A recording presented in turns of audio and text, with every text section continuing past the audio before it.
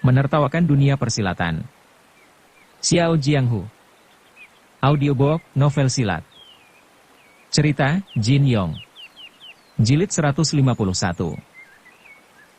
Dengan perasaan terkejut, keduanya pun melolos pedang untuk memotong jala itu. Namun, jala ini tampaknya terbuat dari bahan istimewa, sampai-sampai pedang mereka tidak mampu untuk merobeknya. Tiba-tiba sebuah jala kembali menyambar dari atas sehingga tubuh mereka terbungkus semakin rapat.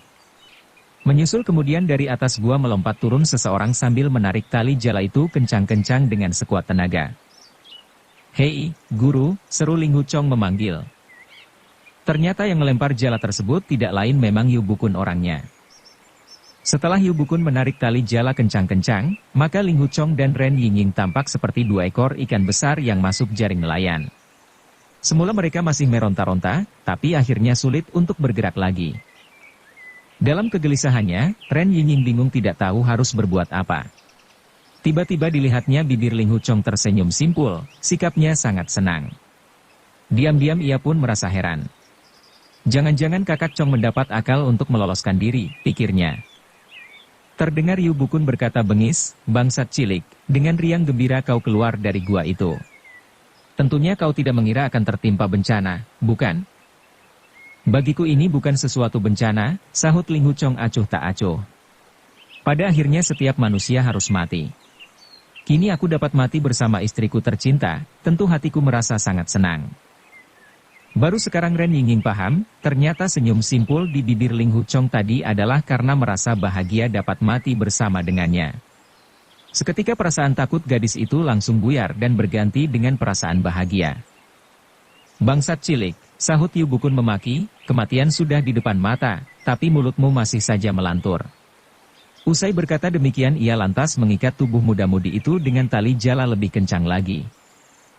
"Aku ingat, jala pusaka ini adalah milik Lao Touzi. Pasti kau merebutnya saat menyerbu puncak Henshan dan lembah Tongyuan," ujar Ling Huchong. "Tak kusangka sikapmu padaku ternyata sedemikian baik. Kau tahu kami sudah bersumpah untuk sehidup semati sehingga kau sengaja membungkus tubuh kami berdua, suami istri ini bersama-sama. Kau telah membesarkanku sejak kecil, sungguh pantas kalau kau mengetahui isi hatiku. Kau memang sahabatku yang sangat baik, Tuan Yu." Sengaja Ling Huchong berbicara panjang lebar dengan maksud hendak mengulur waktu, siapa tahu ia akan memperoleh akal untuk membebaskan diri. Selain itu, ia juga berharap Feng Qing yang tiba-tiba muncul untuk menolongnya. Yu Bukun sangat gemas dan membentak, "Bangsat cilik, sejak kecil kau memang suka membual tak aturan. Sifat busukmu ternyata tidak berubah sampai sekarang. Biarlah kupotong dulu lidahmu agar nanti jika masuk neraka kau tidak perlu lagi disiksa potong lidah di sana." Usai berkata demikian tiba-tiba kakinya langsung menendang ke pinggang Ling Huchong. Seketika titik bisu Ling Huchong pun tertotok sehingga pemuda itu tidak bisa bersuara lagi. Yu Bukun lantas berkata kepada Ren Yingying, "Nona Ren, kau ingin aku membunuhnya lebih dulu atau membunuhmu lebih dulu?" Ren Yingying menjawab, "Terserah kau lebih suka membunuh siapa lebih dulu, apa urusannya denganku? Yang pasti, obat penawar pil pembusuk otak yang kusimpan hanya tinggal 3 butir." Begitu mendengar pil pembusuk otak, seketika raut muka Yu Bukun berubah pucat. Sejak dipaksa menelan pil beracun itu, perasaan Yu Bukun sangat tertekan. Siang malam ia mencari akal untuk bisa mendapatkan obat penawarnya. Maka, begitu datang kesempatan segera ia melemparkan jala pusaka milik Lao Touzi yang terbuat dari benang logam untuk meringkus kedua muda-mudi itu. Menurut rencana sebenarnya ia hendak membunuh Ling Huchong dan Ren Yingying lebih dulu, baru kemudian menggeledah tubuh si nona untuk mencari obat penawar pil beracun yang pernah ditelannya waktu itu. Akan tetapi, begitu mendengar Ren Yingying hanya menyimpan 3 butir obat penawar pil pembusuk otak saja, seketika perasaan Yu Bukun kembali gelisah. Dengan demikian apabila mereka berdua dibunuh, maka ia sendiri hanya dapat bertahan hidup selama 3 tahun saja. Sesudah 3 tahun terlewati, maka racun pada pil mulai bekerja dan menyerang otak. Mula-mula ia akan menjadi gila, dan akhirnya mati pelan-pelan dalam keadaan tersiksa. Meskipun terkenal pandai menyembunyikan perasaan, tetap saja tangan Yu Bukun terlihat gemetar membayangkan hal itu. Akhirnya ia pun berkata, "Baiklah, mari kita mengadakan kesepakatan. Nyawa kalian berdua akan kuampuni, asalkan kau mengatakan kepadaku cara meracik obat penawar itu." Ren Yingying tertawa dan menjawab, haha, biarpun usiaku masih muda dan pengalamanku dangkal, tapi aku cukup mengenal kepribadian Tuan Yu dari perguruan Huashan yang termasyur. Kalau ucapanmu dapat dipercaya, tentu kau tidak akan lagi dijuluki sebagai si pedang budiman. Pintar bicara.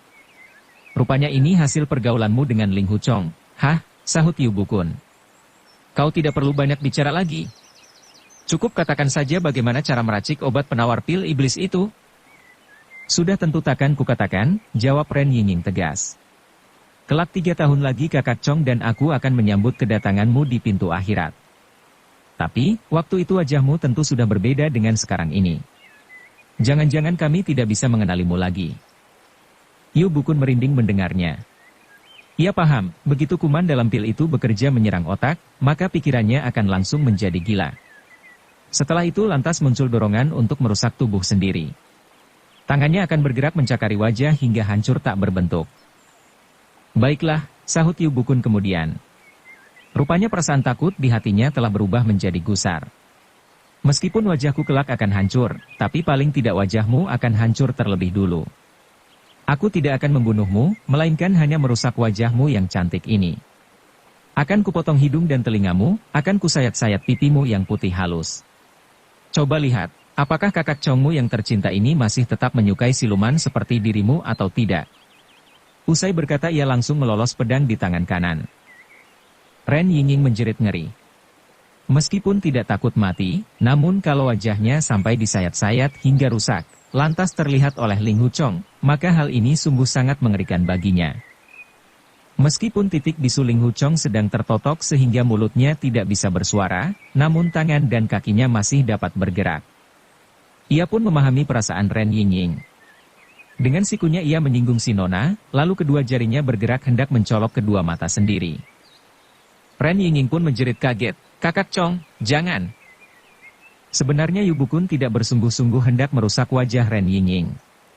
Hal ini hanya digunakan untuk mendesak si nona agar mau mengajarkan cara meracik obat penawar pil pembusuk otak. Maka, begitu melihat Ling Huchong hendak membutakan mata sendiri, dengan sendirinya rencana yang jitu tersebut menjadi tidak berguna lagi. Dengan kecepatan luar biasa sebelah tangan Yu Bukun lantas menjulur. Dari luar jala ia memegang pergelangan tangan Ling Huchong sambil membentak, "Hentikan!" Begitu kedua tangan mereka bertemu segera jurus penyedot bintang pun bekerja pula. Yu Bukun merasa tenaga dalamnya membanjir keluar dengan sangat deras. Ia menjerit kaget dan berusaha meronta untuk melepaskan cengkeramannya, namun sudah terlambat. Tangan kirinya itu terasa sudah melekat kuat pada pergelangan tangan Ling Huchong. Tanpa pikir panjang Ling Huchong lantas membalik tangannya. Kini ia berbalik mencengkeram tangan Yu Bukun dan mengerahkan jurus penyedot bintang lebih keras lagi. Berangsur-angsur ia menghisap tenaga dalam Yu Bukun ke dalam tubuhnya dengan lebih kencang. Yu Bukun sangat gugup dan segera mengayunkan pedang di tangan kanan untuk menebas tubuh Ling Huchong. Akan tetapi, Ling Huchong lebih dulu menarik tangannya sehingga tubuh Yu Bukun ikut terseret maju. Akibatnya, tebasan pedang tersebut meleset dan mengenai tanah. Tenaga dalam Yu Bukun masih terus membanjir keluar. Ketika bermaksud menyerang lagi, ternyata tangan kanannya sudah semakin lemah lunglai. Lengannya itu bahkan susah untuk digerakkan. Dengan sisa tenaga ia berusaha mengangkat pedang dan mengarahkan ujungnya ke dahi Ling Huchong. Lengan dan pedang itu tampak gemetar, namun perlahan-lahan menusuk ke depan.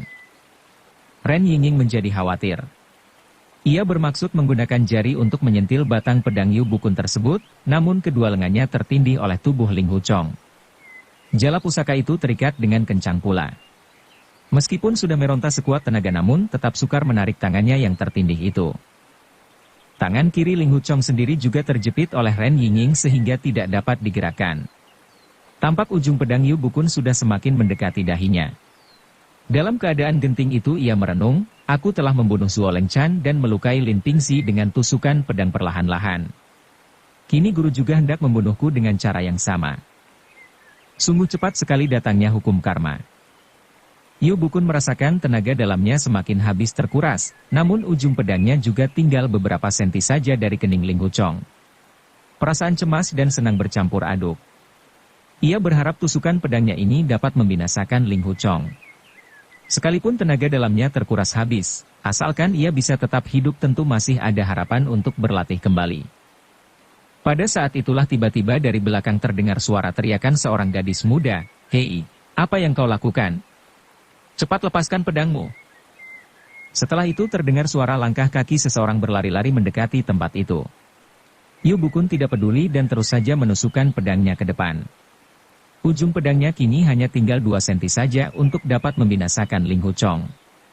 Hidup atau mati benar-benar tergantung pada hasil tusukannya itu. Dengan sisa-sisa tenaga ia berusaha terus mendorong pedangnya ke depan. Akhirnya, ujung pedangnya sudah menyentuh dahi Ling Huchong. Namun, pada saat itu juga punggungnya terasa dingin. Tiba-tiba sebilah pedang telah menembus tubuhnya dari punggung hingga ke dada. Seketika tubuh Yu Bukun pun lemas dan langsung roboh di tanah. "Kakak Ling Hu, apa kau baik-baik saja?" terdengar suara gadis itu menyapa. Ternyata ia adalah Yilin, si biksuni muda dari perguruan Henshan. Ling Huchong tidak dapat membuka suara karena titik bisunya belum terbuka. Darahnya pun terasa sedang bergemuruh memenuhi rongga dada. Maka, Ren Yingning menjawab, "Adik Yilin, kakak Ling Hu baik-baik saja." "Syukurlah kalau begitu," seru Yilin senang. Tiba-tiba ia tercengang dan menjerit ketakutan, "Hah, bukankah dia ini Tuan Yu?" Aku telah membunuh Tuan Yu." "Benar," sahut Ren Yingning. "Selamat untukmu. Kau telah berhasil membalaskan kematian gurumu. Sekarang tolong kau lepaskan tali pengikat jala ini untuk membebaskan kami berdua." "Oh, iya, jawab Yilin gemetar. "Jadi aku telah membunuh dia." Meskipun sudah lama belajar silat, namun pada dasarnya ia berhati kecil. Melihat Yu Bukun tengkurap di tanah bermandikan darah segar, seketika tangannya langsung gemetar. Ia bermaksud memegang tali jala untuk membukanya, namun kedua tangannya terasa lemas tak bertenaga. Beberapa kali ia mencoba membuka ikatan tali jala tersebut, tapi tetap saja kesulitan. Pada saat itulah tiba-tiba terdengar suara orang membentak, "Biksuni cilik, kau berani membunuh ketua perguruan 5 gunung. Dosamu harus mendapat hukuman yang setimpal." Tampak seorang tua berbaju kuning sedang menyerbu maju dengan pedang di tangan kanan. Ia tidak lain adalah Lao Denwo. "Celaka," seru Ling Huchong dalam hati. Segera Ren Yingning berseru, "Adik, lekas ambil pedangmu untuk melawannya." Mula-mula Yilin tertegun, namun ia segera mencabut pedang di tubuh Yu Bukun. Sementara itu, Lao Denwo sudah melancarkan 3 serangan berturut-turut. Yilin dapat menangkis kedua serangan, namun serangan ketiga telah menggores bahu kirinya hingga terluka ringan. Sebenarnya Lao Denwo bukan pendukung Yu Bukun. Tujuannya menyerang Yilin hanyalah untuk mencegah biksuni muda itu membebaskan Ling Huchong dan Ren Yingning. Serangan-serangan orang tua itu tampak semakin cepat. Yang ia mainkan adalah jurus pedang penakluk iblis. Hanya saja karena latihannya belum sempurna, maka kecepatannya sangat jauh bila dibandingkan dengan Lin Pingxi. Namun, pada dasarnya kepandaian Lao Denwo memang cukup tinggi dan juga lebih berpengalaman. Ia menguasai ilmu pedang Songshan dan Huashan dengan baik. Tentu saja Yilin bukan tandingannya. Meskipun demikian, ilmu silat Yilin sendiri juga sudah maju pesat. Siang malam ia berada dalam bimbingan Yi He dan Yi Qing untuk mempelajari ilmu pedang leluhur perguruan Henshan yang diperoleh Ling Huchong dari dinding gua rahasia dulu. Di samping itu, karena Lao Denwo juga sedikit ragu-ragu dalam memainkan jurus pedang penakluk iblis, sehingga cenderung memainkan campuran ilmu pedang Songshan dan Huashan. Karena kedua ilmu pedang itu dicampur aduk, akibatnya malah kehilangan kesaktiannya. Maka, untuk sementara Yilin masih dapat menghadapi kepandaian Lao Denwo tersebut. Pada mulanya Yilin agak gugup karena serangan lawan begitu mendadak sehingga bahunya pun terluka. Namun, begitu teringat kalau dirinya sampai kalah, maka nasib Ling Huchong dan Ren Yingning tentu dalam bahaya. Dalam benaknya terlintas suatu pikiran, jika musuh hendak membunuh kakak Ling Hu, maka dia harus melangkahi mayatku lebih dahulu. Seketika ia pun tidak takut mati dan terus menyerang melancarkan jurus-jurus pedang Henshan dengan lebih nekat. Menghadapi perlawanan sengit yang tidak kenal takut itu, Lao Denwo menjadi sukar untuk mengalahkan Yilin. Terpaksa ia bertarung sambil memaki, "Biksuni cilik, keparat kau! Persetan ibumu!" Ren Yingning melihat cara bertempur Yilin yang nekat itu sebenarnya hanya bisa bertahan untuk sementara saja. Segera ia pun meronta berusaha membebaskan diri. Setelah menggeser tubuhnya akhirnya ia bisa menggerakkan tangan kiri dan membuka totokan Ling Huchong. Setelah itu ia lantas melolos pedang pendeknya yang terselip di pinggang. "Hei, Lao Denwo, siapa itu yang ada di belakangmu?" seru Ling Huchong begitu mulutnya bisa kembali berbicara. Namun, Lao Denwo cukup berpengalaman. Dalam pertempuran mati-matian seperti itu tentu saja ia tidak mau tertipu oleh seruan Ling Huchong tersebut. Ia memilih tidak peduli terhadap teriakan itu, sebaliknya justru mempergencar serangan-serangannya. Sementara itu, diam-diam Ren Yingning bermaksud melemparkan pedang pendeknya dari dalam jala. Namun jarak pertarungan antara Yilin dan Lao Denwo sangat dekat. Ia takut kalau lemparannya sedikit melenceng tentu malah mengenai tubuh Yilin. Tiba-tiba terdengar Yilin menjerit. Ternyata bahunya kembali terkena senjata musuh. Kalau luka yang pertama tadi hanya tergores sedikit, maka luka yang kedua ini agak parah sehingga darah pun bercucuran membasahi rumput. Ada monyet, kembali Ling Huchong berseru pula. "Ah, aku kenal monyet itu. Itu monyet piaraan adik ke-6 dulu." "Hei, monyet yang baik, cepat kau tubruk keparat itu. Gigit orang itu sampai mampus. Dia adalah bajingan yang membunuh majikanmu." Waktu itu demi mencuri kitab pusaka awan lembayung, Lao Denwo telah membunuh Lu Dayou, murid ke-6 perguruan Huashan. Lu Dayou memang memiliki seekor kera yang selalu hinggap di atas bahunya. Setelah ia terbunuh, kera kecil itu pun menghilang entah kemana. Kini mendengar Ling Huchong berseru tentang monyet, mau tidak mau Lao Denwo merinding juga. Ia berpikir, entah dia bohong atau tidak, tapi kalau binatang itu benar-benar menubruk ke tubuhku dan menggigit leherku, rasanya repot juga untuk mengusirnya. Maka, tanpa pikir lagi pedangnya lantas menebas ke belakang. Padahal kalau dipikir dengan jernih, mana mungkin ada seekor monyet berani mendekati dua manusia yang sedang bertarung? Pada saat itulah Ren Yingning segera melemparkan pedang pendeknya melalui bagian bawah jala yang sedikit terbuka. Pedang pendek itu melesat secepat kilat menyambar ke arah tengkuk Lao Denwo. Namun, Lao Denwo sangat cekatan dan berhasil mengelak. Dengan sedikit menunduk ke bawah, pedang Ren Yingning itu hanya lewat di atas kepalanya. Tapi mendadak pergelangan kaki kiri orang tua itu terasa kencang karena terjerat oleh seutas tali, bahkan tali itu lantas tertarik sehingga tubuhnya pun jatuh tersungkur.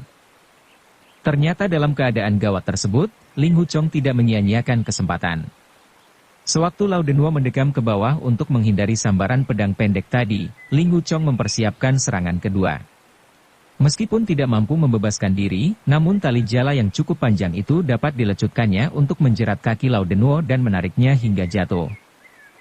"Bunuh dia! Lekas bunuh dia!" seru Ling Huchong dan Ren Yingning bersama-sama. Yilin lantas mengangkat pedangnya hendak memenggal kepala Lao Denwo. Namun pada dasarnya ia bersifat welas asih dan bernyali kecil pula.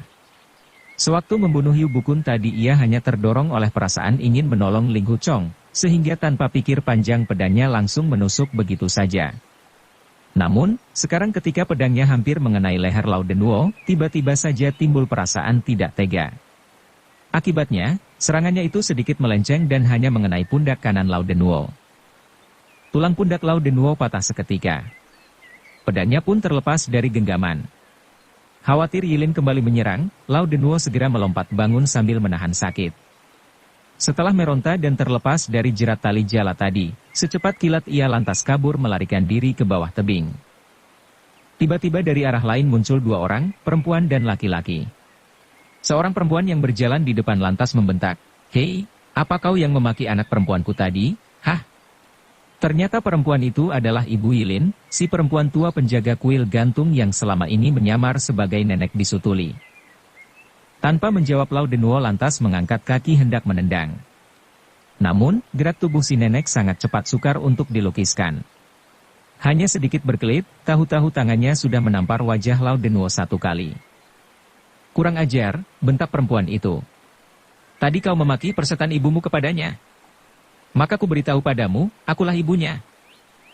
Jangan lepaskan dia.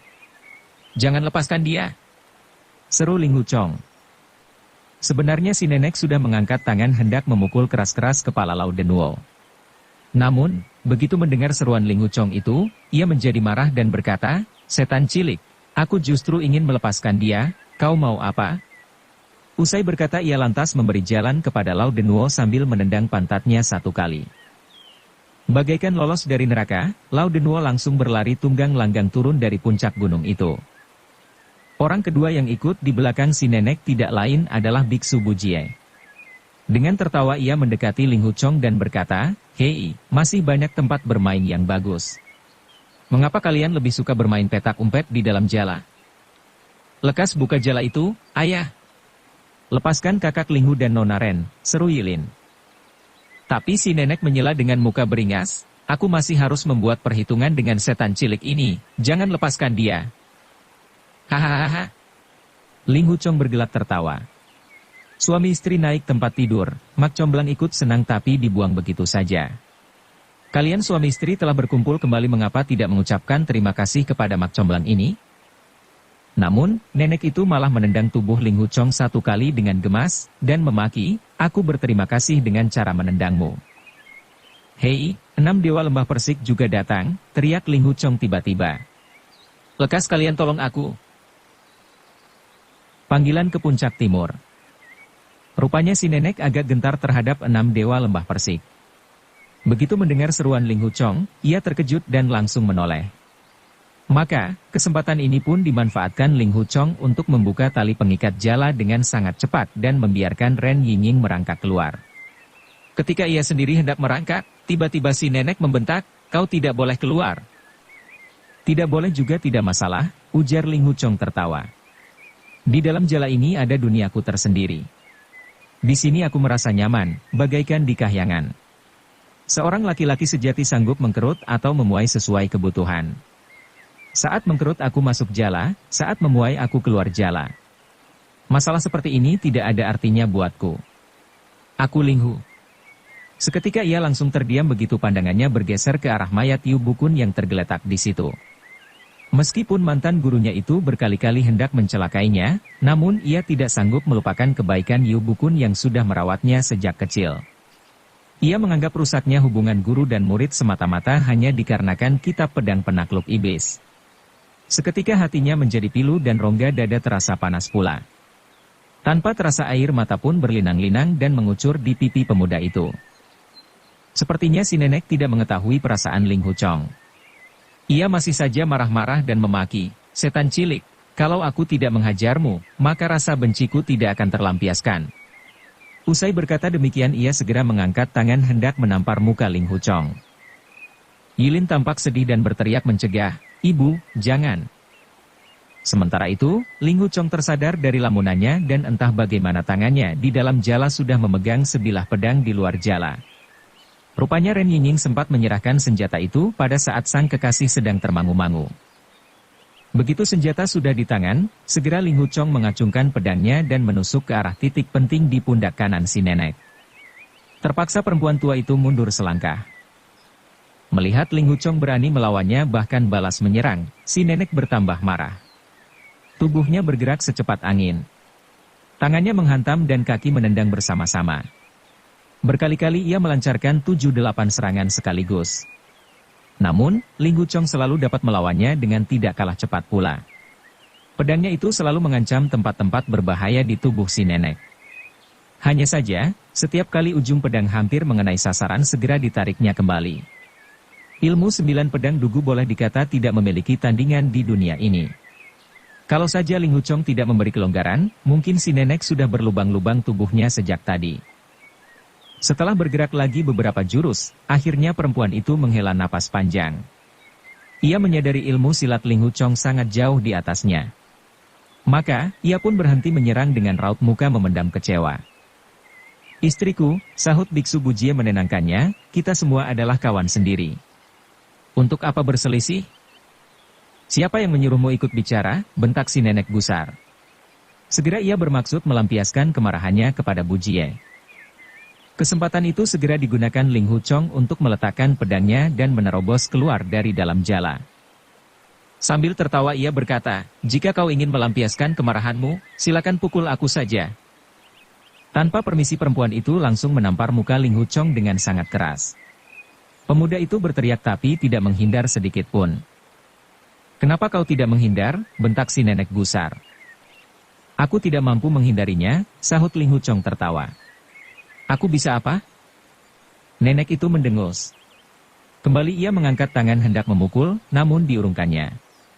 Ia tahu Ling Huchong sengaja mengalah kepadanya karena menghormati Yilin. Sementara itu, Ren Yingying sedang menarik tangan Yilin dan berkata kepadanya, "Adik, syukur kau datang tepat waktu dan menolong kami. Tapi, bagaimana kau bisa berada di tempat ini?"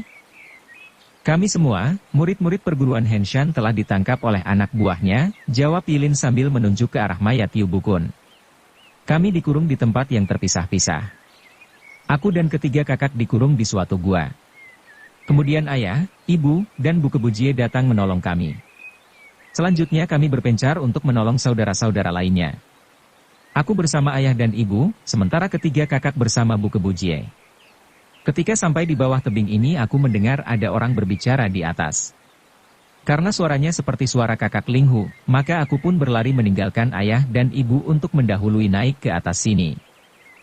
Ren Yingying berkata, "Ketua Ling Hu dan aku mencari kalian ke berbagai tempat dan tidak menemukan seorang pun. Ternyata kalian dikurung di dalam sebuah gua." Ling Huchong menyahut, "Si bangsa tua berbaju kuning tadi adalah manusia jahat. Sungguh hatiku tidak rela melihatnya sampai lolos." Ia lantas memungut kembali pedangnya di tanah lalu menambahkan, "Mari kita lekas mengejarnya." Kelima orang itu bergegas turun dari tebing perenungan tersebut. Tidak lama kemudian mereka pun bertemu Bu Kebujie alias Tian Boguang bersama 7 orang murid Henshan sedang mendaki ke atas. Salah seorang di antara ketujuh murid itu adalah Yiking. Mereka semua begitu gembira dapat berkumpul kembali dengan selamat.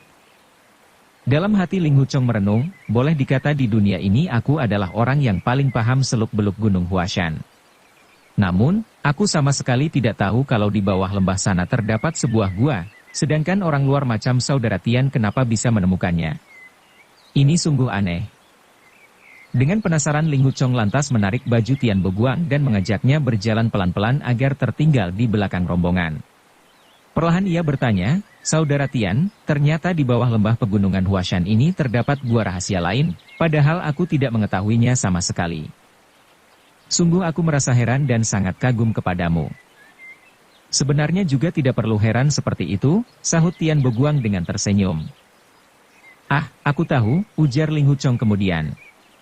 "Tentu kau menangkap salah seorang murid Huashan, lalu memaksanya menunjukkan di mana letak gua rahasia itu." "Juga bukan seperti itu," sahut Tian Boguang. "Lalu dari mana kau tahu ada gua di sana?"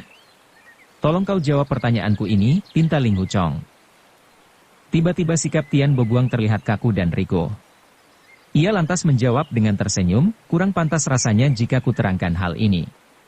Lebih baik tidak kukatakan saja. Kita berdua sama-sama kaum berandalan di dunia persilatan, apanya yang tidak sopan?" ujar Ling Huchong. "Sudahlah, lekas kau terangkan saja."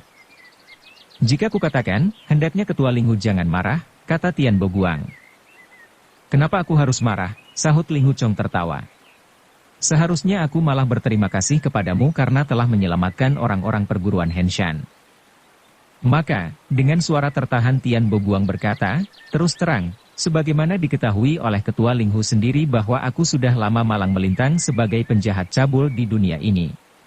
Tapi, sejak kepalaku digunduli oleh kakek guru dan menjadi biksu dengan nama Bu Kebujie, maka dengan sendirinya aku tidak bisa melakukan begituan lagi." Teringat kepada nama aneh pemberian biksu Bujie kepada Tian Boguang tersebut, tanpa terasa Ling Huchong tersenyum geli. Tian Boguang paham apa yang sedang dipikirkan oleh pemuda itu. Seketika mukanya menjadi merah, dan ia pun berkata, "Namun, kepandaian yang telah kumiliki sejak dulu tidak hilang begitu saja. Entah bagaimana, di mana ada perempuan berkumpul, tentu aku dapat merasakannya." Ling Huchong terheran-heran dan bertanya, "Bagaimana kau bisa melakukannya? Bagaimana caranya?" "Aku juga tidak tahu bagaimana caranya. Rasanya aku bisa membedakan dengan jelas bagaimana bau badan perempuan dan bagaimana bau badan laki-laki, meskipun jaraknya sangat jauh," jawab Tian Boguang. "Hahaha. Saudara Tian benar-benar seorang maha cerdik," puji Ling Huchong dengan bergelak tawa. "Pada umumnya para biksu memiliki telinga sakti atau mata sakti, namun saudara Tian justru memiliki hidung sakti." "Ah, tidak benar, sahut Tian Boguang. Kepandaian saudara Tian terasa berkat latihan keras dan pengalaman panjang. Jika dulu ilmu saktimu itu kau gunakan untuk kejahatan, tidak disangka, kini dapat kau gunakan untuk menolong murid-murid perguruan Henshan, kata Ling Huchong dengan terus tertawa. Mendengar gelak tawa itu, Ren Yingying menoleh ke belakang hendak bertanya. Namun, melihat sikap Tian Bobuang yang rikuh dan wajahnya bersemu merah, si Nona menduga tentu mereka sedang membicarakan hal-hal yang kurang sopan. Maka, ia pun batal bertanya. Tiba-tiba Tian Bobuang berhenti di situ dan berkata, "Hei, di sebelah kiri sana sepertinya ada beberapa anggota perguruan Henshan." Usai berkata ia lantas mengendus-endus dengan kuat beberapa kali, lalu melangkah ke arah semak-semak di bawah lereng sana sambil mengendap-endap mencari sesuatu. Perbuatannya itu tampak seperti anjing pemburu yang sedang mencari jejak hewan buruannya. Tidak lama kemudian, mendadak ia bersorak gembira dan berseru, "Ini dia, di sebelah sini." Tempat yang ditunjuknya berupa tumpukan belasan bongkah batu besar. Setiap bongkahan batu itu sangat berat. Segera ia pun bekerja keras. Sebongkah batu besar itu lantas disingkirkan dari tempatnya. Dengan cepat Biksu Bujie dan Ling Huchong ikut membantu. Sebentar saja belasan batu besar telah mereka singkirkan. Ternyata di bawahnya terdapat sepotong balok batu. Ketika mereka mengangkat balok batu itu, segera tampak sebuah lubang gua bawah tanah. Di dalam gua tersebut berbaring beberapa biksuni, jelas mereka adalah murid-murid perguruan Henshan seluruhnya. Lekas-lekas Yiking dan dua orang lainnya melompat turun ke dalam gua dan mengangkat keluar saudara-saudara seperguruan mereka itu. Sudah 5-6 orang yang berhasil digotong keluar. Di dalam gua ternyata masih ada yang lain, semuanya dalam keadaan payah. Segera mereka menyeret keluar semua murid perguruan Henshan yang terkurung itu. Yihe, Zheng E, dan Qin Huan tampak berada di antaranya. Gua sesempit itu ternyata berisi 30-an orang.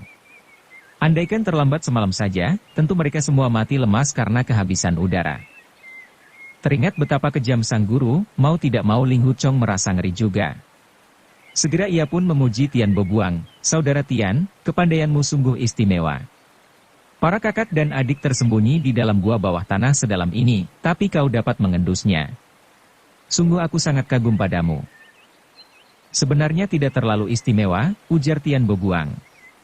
"Untunglah di antara para bibi itu ada yang berasal dari kalangan awam." "Para bibi apa?" tanya Ling Huchong heran. Namun, ia segera paham dan berkata, "Ah, benar juga. Kau adalah murid adik Yilin. Bila yang terkurung di dalam gua ini hanya para bibi dari kalangan biksuni, maka sukar bagiku untuk menemukan mereka," jawab Tian Bobuang. "Oh, rupanya ada perbedaan besar antara kaum agama dengan kaum awam," tanya Ling Huchong. "Sudah tentu ada bedanya," ujar Tian Bobuang. "Perempuan dari kalangan awam pada tubuhnya terdapat bau bedak dan gincu yang wangi." Ling Huchong pun paham permasalahannya. Harumnya bedak dan gincu itu menambah kuat bau perempuan mereka sehingga membuat Tian Bobuang lebih cepat dalam menemukan mereka. Beramai-ramai Yiking, Yilin, dan yang lain sibuk menyadarkan para saudara seperguruannya yang sudah payah itu. Setelah diberi minum air jernih, satu persatu dari mereka akhirnya sadar kembali, terutama Yih yang memiliki tenaga dalam paling tinggi. "Yang kita selamatkan ini belum ada sepertiga dari semua saudara-saudara kita," kata Ling Huchong. "Maka itu, saudara Tian, harap kau pertunjukkan kesaktianmu. Marilah kita mencari lagi saudara-saudara yang lain." Saat itu si nenek sedang melirik kepada Tian Bobuang dengan penuh rasa curiga. Tiba-tiba ia bertanya kasar, "Bagaimana kau bisa mengetahui mereka terkurung di sini? Kemungkinan besar kau berada di sekitar sini ketika mereka disekap, benar tidak?" "Tidak, tidak," segera Tian Bobuang membantah. "Aku senantiasa ikut kakek guru. Kemanapun beliau pergi aku tidak pernah berpisah selangkah pun." "Apa kau senantiasa ikut di sisinya?" sahut si nenek menegas dengan muka cemberut. Diam-diam Tian Bobuang merasa ucapannya keliru. Ia tahu Biksu Bujie dan istrinya baru saja berkumpul kembali setelah sekian lamanya berpisah. Segala perbuatan mereka di sepanjang jalan, baik itu menangis, tertawa, bertengkar, atau bermesraan, semua disaksikan oleh Tian Bobuang. Kalau sekarang si nenek guru sampai marah karena malu, tentu ia bisa celaka. Maka, dengan cepat ia pun menjawab, "Bukan begitu maksudku. Selama setengah tahun ini aku selalu mendampingi kakek guru, tapi kira-kira 10 hari terakhir kami berpisah dan baru bertemu kembali di Gunung Huashan ini. Sudah tentu si nenek setengah percaya dan setengah ragu. Ia kembali bertanya, lalu bagaimana kau bisa mengetahui para biksuni terkurung di dalam gua ini? Tentang ini, seketika Tian Bobuang menjadi sukar memberi jawaban. Pada saat itulah tiba-tiba dari arah lereng gunung bergema suara trompet disusul suara genderang bergemuruh yang sangat ramai. Sepertinya ada beribu-ribu prajurit menyerbu Gunung Huashan. Seketika semua orang menjadi tercengang. Ren Yingying lantas berbisik kepada Ling Huchong, ayahku datang. Oh, ujar Ling Huchong terputus. Sebenarnya ia hendak berkata, oh, ternyata ayah mertuaku yang datang, namun tiba-tiba merasa tidak enak untuk melanjutkannya. Si nenek tampak heran dan bertanya, apakah ada pasukan yang datang? Tiba-tiba suara genderang dan trompet itu berhenti serentak. Sebanyak 7 atau 8 orang lantas berteriak bersama-sama, pemimpin sekte matahari dan bulan, penguasa dunia persilatan, pelindung rakyat jelata, paduka yang mulia Baginda Ketua Ren telah tiba. Tenaga dalam orang-orang itu sangat dahsyat. Suara teriakan mereka seketika menggelegar di angkasa lembah pegunungan itu sampai menimbulkan suara yang bergemuruh. Maka, terdengarlah gema suara mereka berkali-kali, Ketua Ren telah tiba. Ketua Ren telah tiba. Raut muka Biksu Bujie dan para murid Henshan seketika pucat mendengar gema suara itu. Belum lenyap suara gema yang pertama berkumandang, kembali terdengar pula banyak orang berteriak, hidup Ketua Ren. Semoga Ketua Ren panjang umur, hidup abadi, merajai dunia persilatan. Dari suara gemuruh yang menggetarkan bumi itu, jumlah mereka yang berteriak-teriak sedikitnya ada 2-3 ribu orang. Sejenak kemudian, gema suara itu terdengar mulai reda. Setelah suasana hening, kembali terdengar seseorang berseru dengan lantang, pemimpin sekte matahari dan bulan, Ketua Ren yang maha bijaksana, sang juru selamat memberikan perintah, hendaknya para ketua dari Serikat Pedang Lima Gunung beserta semua muridnya mematuhi perintah untuk berangkat dan berkumpul di puncak menyongsong mentari. Orang itu mengulangi titah sang ketua sampai 3 kali. Baru Ling Huchong begitu mulutnya bisa kembali berbicara. Selang sejenak ia lantas menyambung kembali, para ketua cabang dan semua wakilnya harap segera memimpin anak buah masing-masing mengadakan pemeriksaan di segenap puncak gunung. Jaga semua jalur keluar masuk dengan ketat. Orang yang tidak berkepentingan dilarang melewati pegunungan ini. Yang melanggar perintah bisa dibunuh saja tanpa perkara. Segera terdengar 2-30 orang mengiyakan perintah itu. Bersambung ke jilid 152. Dukung kami dengan subscribe, follow, like, komen dan share. Terima kasih.